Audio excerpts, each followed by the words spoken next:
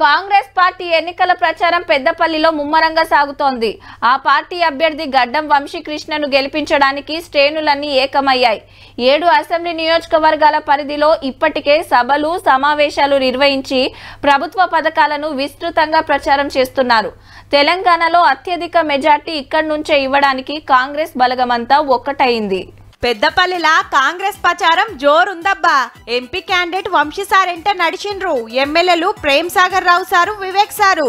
గుళ్ళల్ల పూజలు, అంబేద్కర్ కు దండలు, శివాజీ విగ్రహం ఓపెనింగ్, అందరిని కలుసుడు, పబ్లిక్ మీటింగ్లు పెట్టుడు, గులాబీ పార్టీని అరుసుకునుడు నడుస్తుంది.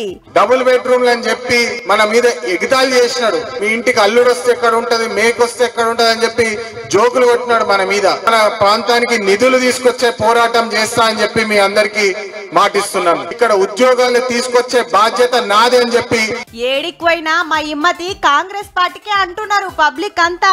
నాకు వచ్చిన మెజార్టీ కంటే ఎక్కువ ఇస్తామని చెప్పి 1,00,000 మెజార్టీ ఇస్తామని చెప్పడం జరిగింది. మిమ్మల్ని అందరిని నమ్ముకొని ఇచ్చిన, ఇంతవరకు ఏ మాట కూడా పోలినది.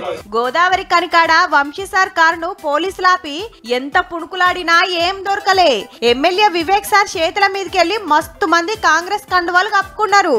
ఓ మలక పెద్దపల్లి నియోజకవర్గం అంతటా ఎమ్మెల్యేలు మీటింగ్ల మీద మీటింగ్లు పెట్టిండ్రు కాంగ్రెస్ కు బంపర్ మెజారిటీ రావాలని.